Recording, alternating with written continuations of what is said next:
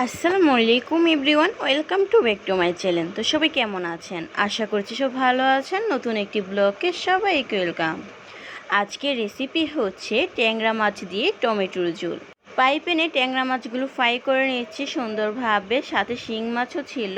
আর উপকরণে ছিল টমেটো কুচি, ধনিয়া পাতা কুচি, পেঁয়াজ কুচি, কাঁচামরিচ, যা যা উপকরণ লাগবে সবগুলো উপকরণ আমি আগে থেকে রেডি করে রেখেছি। সব সময় আমি রেডি করে রান্না করতে খুবই পছন্দ করি। আর এখানে শিং মাছ, ট্যাংরা মাছগুলো সুন্দরভাবে ফ্রাই করা হয়েছে, ব্রাউন কালার হয়েছে।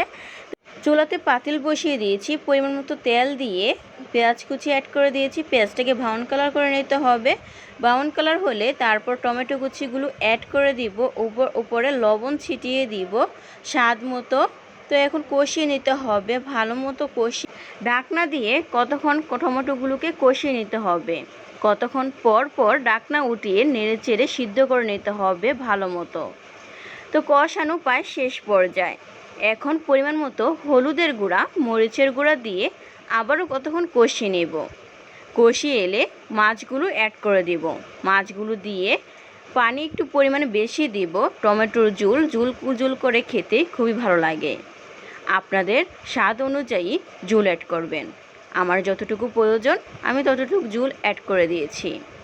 এখন বলক আসা পর্যন্ত অপেক্ষা করতে হবে। মরিচগুলো অ্যাড করে দিয়েছি, বলক চলে এসেছে। এ পর্যায়ে ধনিয়া পাতা কুচি দিয়ে নামিয়ে নিব।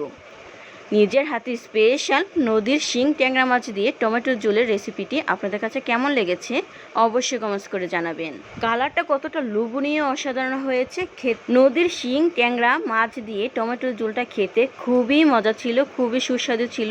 এত গরমে এত সুন্দর একটা রেসিপি থাকলে আর কি লাগে। সাথে ছিল গলদা চিংড়ি ভুনা, খুবই সুস্বাদু। আজকের রেসিপিগুলো এখানে শেষ করছি। নেক্সট কোনো ভিডিওতে আবারও দেখা হবে। সে পর্যন্ত সবাই ভালো থাকবেন, সুস্থ থাকবেন। আল্লাহ হাফেজ।